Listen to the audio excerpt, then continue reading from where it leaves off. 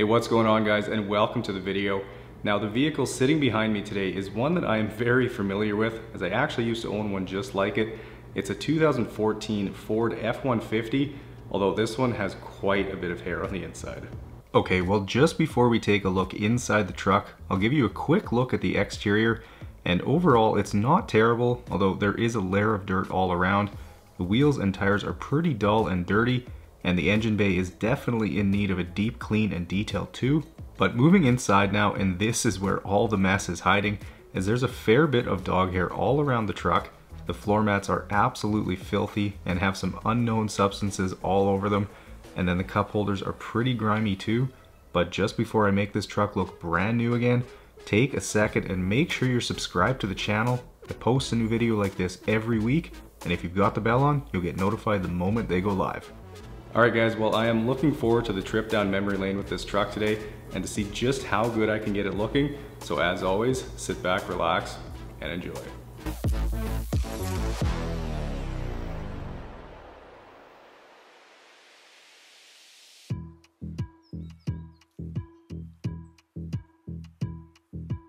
Okay, well like I just mentioned, I did used to own a truck very similar to this one. It was a 2012 F-150, same XTR package on it, although it was golden bronze metallic and the interior looked slightly different, but overall it's a very similar truck to the one I owned for nearly 8 years, so it's safe to say I know my way around the vehicle very well.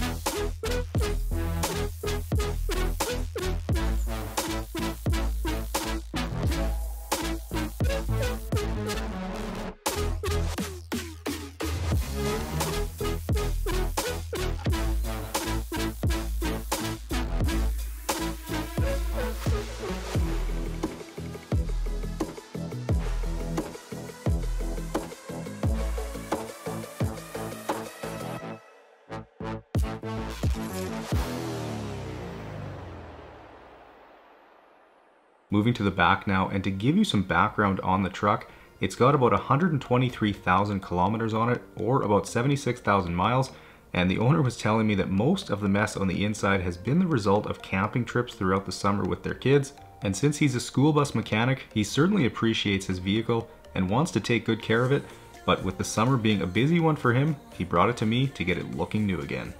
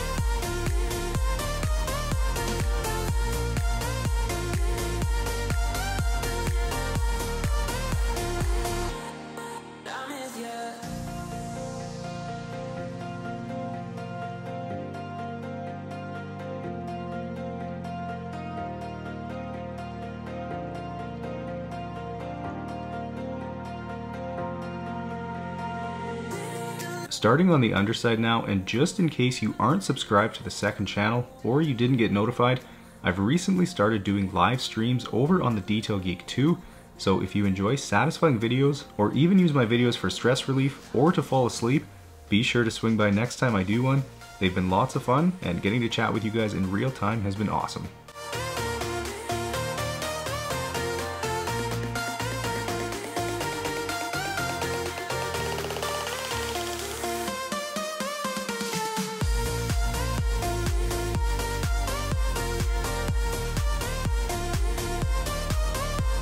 Okay, moving to the wheels and tires now, and using some of my Detail Geek wheel and tire cleaner, I'll get some sprayed on, and then we'll agitate with a variety of brushes, most of which are available on my website at detailgeekautocare.com. But what you should really take note of here is how good of a job the cleaner does at getting the chrome nice and shiny again.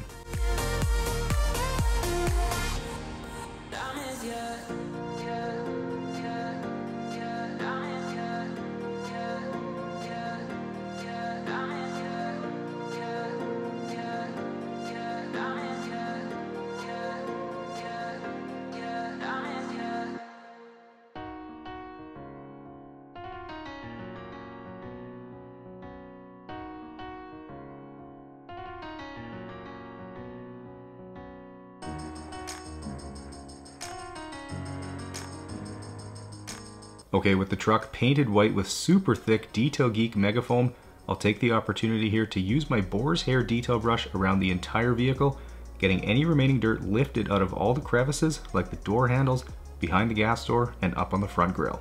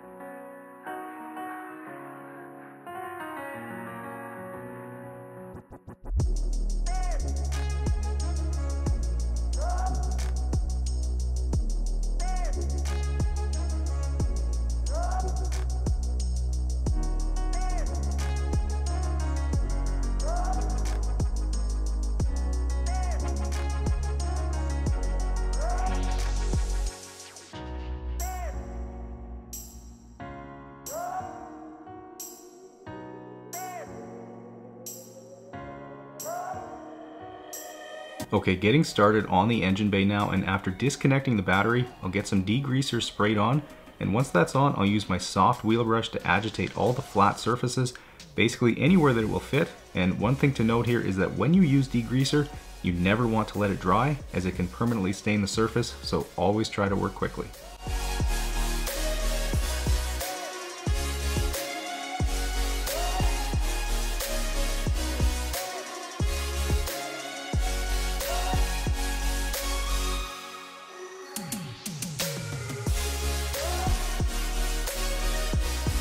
Next, I'll grab my smaller wheel brush and use it in all the tighter areas where the other brush wouldn't reach. And if you've seen me do engine bay details before, you'd know I do them after I've washed the exterior of the vehicle, which might seem counterintuitive, but to me it's actually the smarter way to do it, as not only does it only take a couple seconds to dry the front end off when I'm done, but if the engine bay were already clean when I'm pressure washing the exterior, well, a bit of water would undoubtedly make its way underneath the hood and it wouldn't be perfect anymore.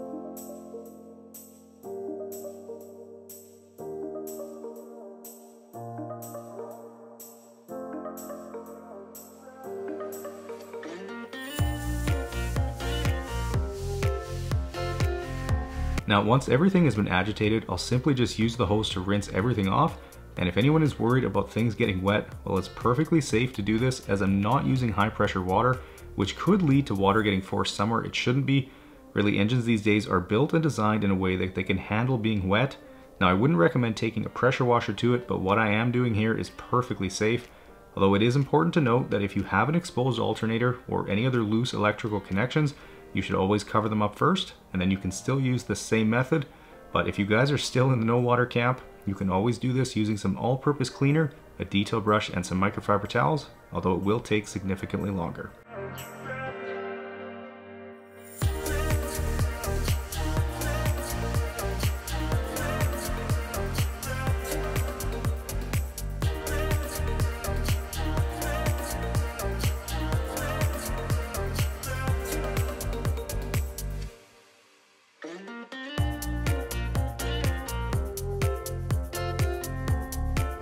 Okay, so the last step here is to apply a dressing to really make this engine bay pop, and for that I'm going to use 303's Aerospace Protectant, or you can also use Carpro Pearl, but this time it's 303, and I'll use a microfiber applicator pad to apply to all the black plastics and hoses in here, which is going to leave the whole engine bay looking incredible.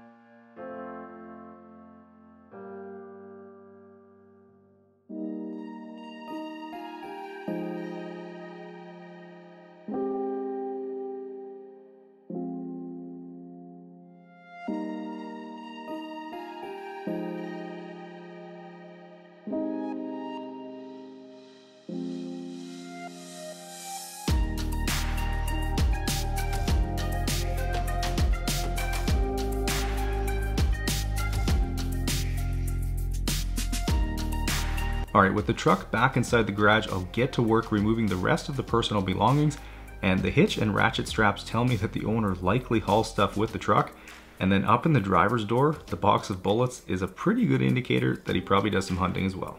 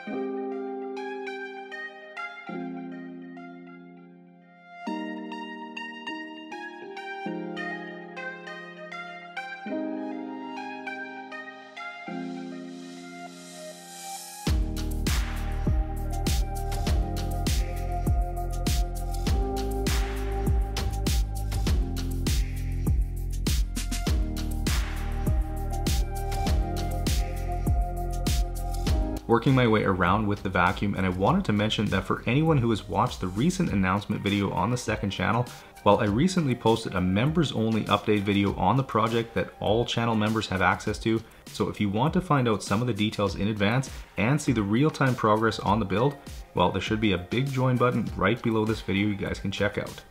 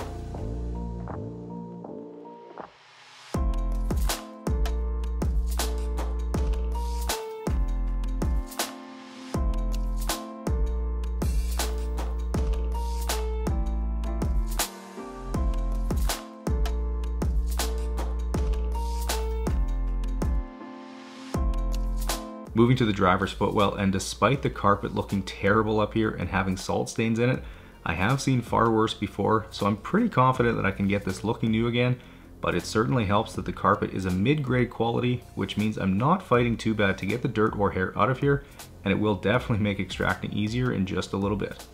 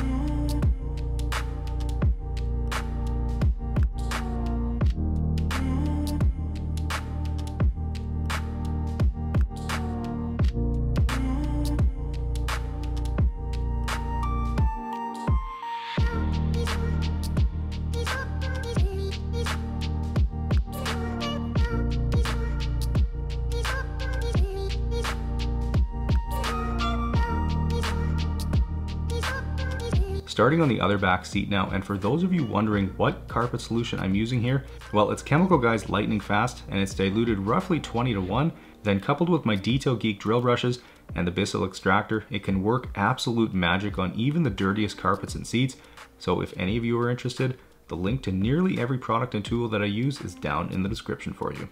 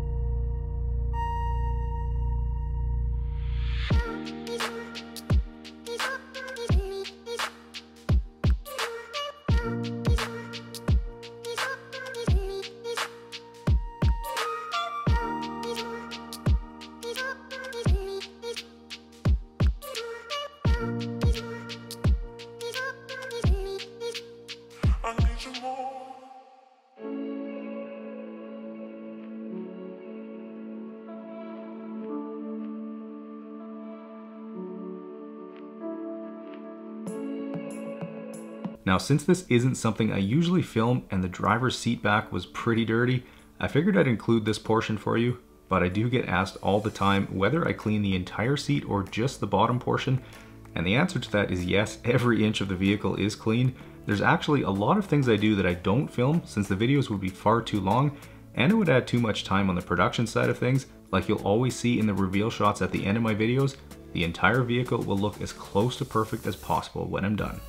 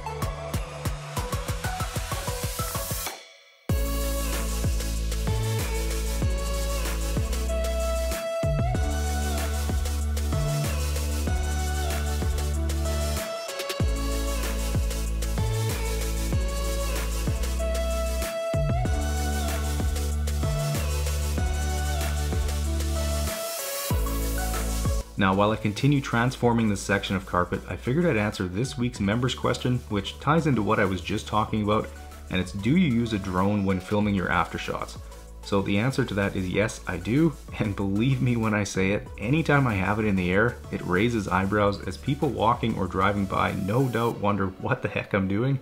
but it doesn't bother me as I'm just focused on making the best video for you guys that I possibly can.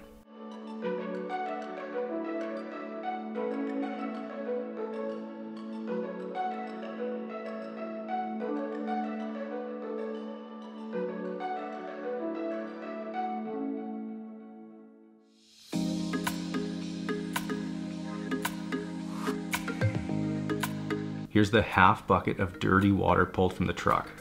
Gross.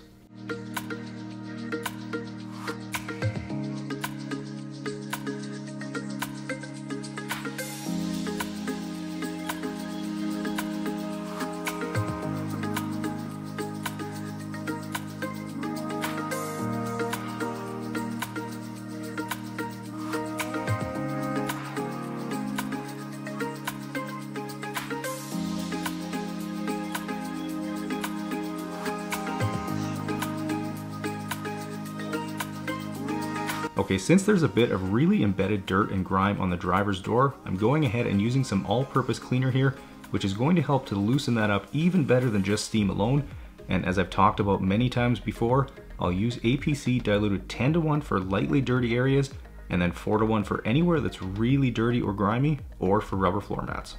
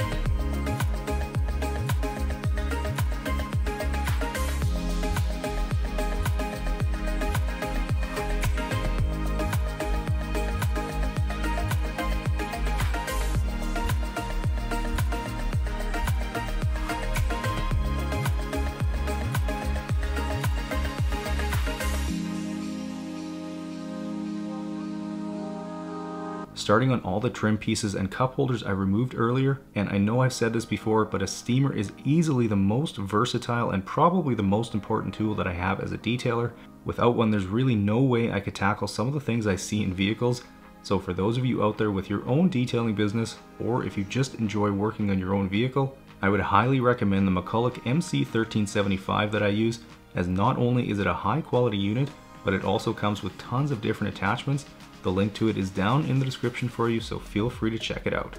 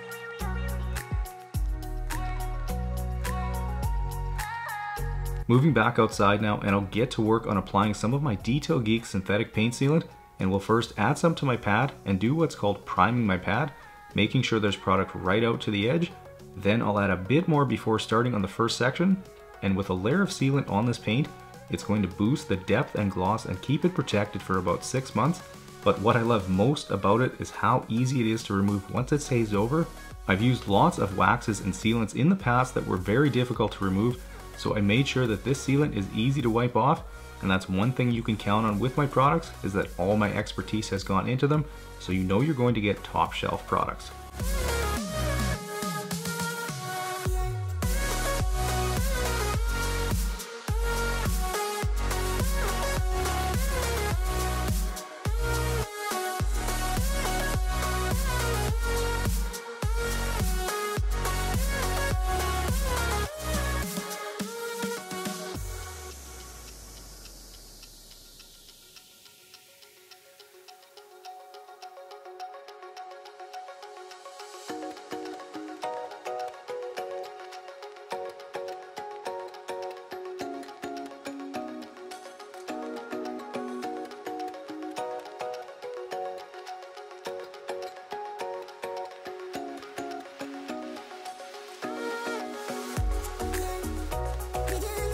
Okay, with all the glass clean now, the second last step here is to apply 303's aerospace protectant to all the black plastic trim, which is going to instantly revive it and really make it pop, along with providing some much needed UV protection.